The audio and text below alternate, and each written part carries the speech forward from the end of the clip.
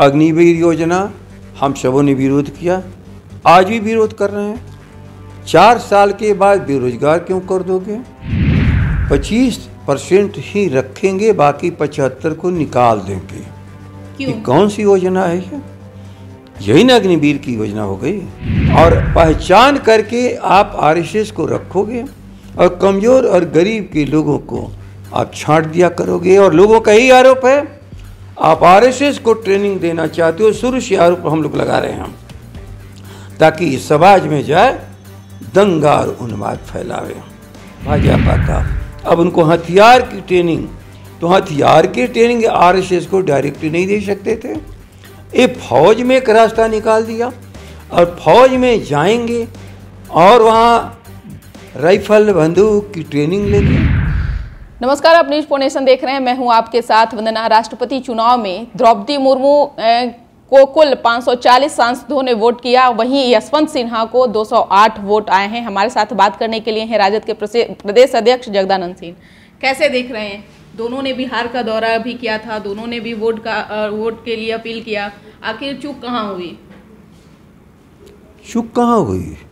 सारा विपक्ष यहाँ एक मत होकर के यशवंत सिन्हा जी को तो नोट किया है, इसलिए चूक कहाँ हुई है? विपक्ष में कहीं चूक नहीं हुई है। चूक हुई है सत्ता पक्ष में। जो राष्ट्रपति उसको नहीं चाहिए,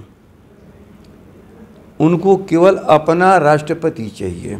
राष्ट्रपति भारत के संविधान के अनुसार पूरे राष्ट्र की जनता का प्रतीक है। आपने उसको दलीय दायरे में बांध दिया। यदि शायद ये सारी बातचीत हुई होती, ये समस्या नहीं उठती। लेकिन हम लोग या कोई भी विपक्ष उन्मादियों के हाथों में देश को जाने से रोकेंगे। हाँ, हो सकता है कि आज न रोक पाएं, कल रोकेंगे, लेकिन इन उन्मादियों के हाथ में पूरे देश को कभी नहीं जाने देंगे। अग्निवीर योजना को लेकर आरक्षण और जातिवाद का भी सवाल सामने आ रहा है, कैसे देख रहे हैं? देखो, बिल्कुल ये सच बात है। ये शंका निर्मूल नहीं है, आधार है।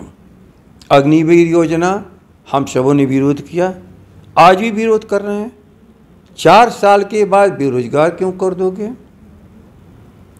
रोजगार यदि देना हो तो जो फौज के तौर तरीके थे भर्ती के, स्वास्थ्य के आधार पर, क्षमता के आधार पर, प्रतिभा के आधार पर, उसके भीतर संघर्ष करने की क्षमता के आधार पर और प्रतिभा को आप हर तरह से परिमार्जित करते थे, एक इंसान को पैदा करते थे जो राष्ट्र की सेवा कर सके। आपने कर दिया।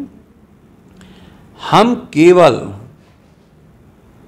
25% ही रखेंगे, बाकी 75 को निकाल देंगे।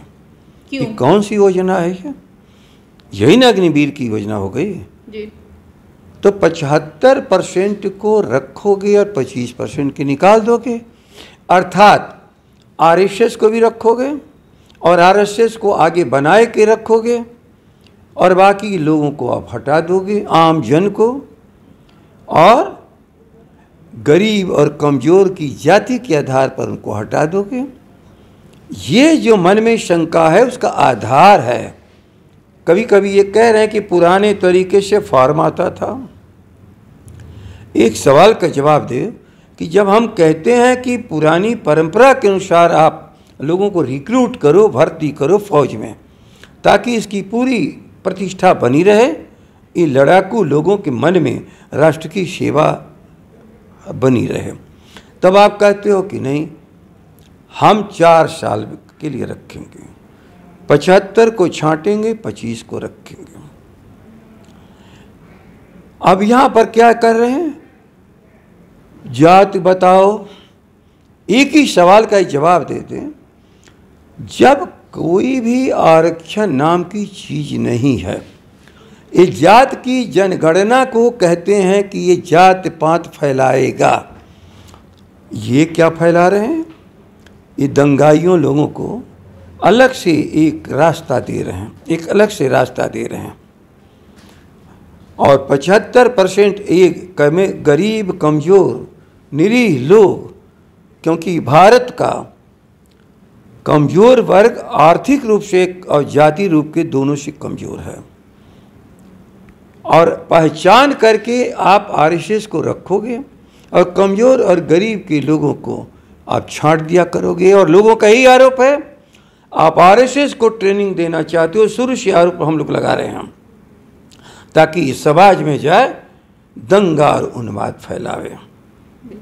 आपके दंगा उन्माद के लिए ताकतवर एक फौज आपको चाहिए। वो फौज की ट्रेनिंग अलग नहीं दे सकते, लाठी की ट्रेनिंग देते देते ये थक गए, समझ गए कि इससे हमारा कभी भी उन्माद का लक्ष्य पूरा नहीं होगा भाजपा का। अब उनको हथियार की ट्रेनिंग, तो हथियार की ट्रेनिंग आरएसएस को डायरेक्ट नहीं दे सकते थे, ये फौज में एक रास्ता निकाल दिया। और फौज में जाएंगे और वहाँ राइफल बंदूक की ट्रेनिंग लेंगे, और बाकी 75% आरएसएस आएगा सड़क पर, जात के नाम पर हटाए जाएंगे, और आरएसएस कट्टर जो वहाँ रह जाएगा, और जो कमज़ोर वर्ग का नहीं है, धनवानों की जो जमात होगी, उनके बेटों को वहाँ रखा जाएगा, जिससे भारत की सीमा की रक्षा नहीं होगी। अखंड भारत और भारत की सीमाओं को ताकत से बचाने वाले लोगों के, ये जो हमारा सबसे सशक्त फौजी संगठन है, आर्मी, एयरफोर्स, नेवी, हम इस राष्ट्र को बचाने लायक नियम, कानून, कायदे, चयन का हम जो प्रक्रिया है, हम उसके लिए लड़ रहे हैं। तो आप सुन रहे थे क्या कुछ कह रहे थे राजद के प्रदेश अध्यक्ष जगदानंद सिंह। इस खबरों से इतना ही, बने रहिए न्यूज़ पुणे नेशन के साथ। धन्यवाद।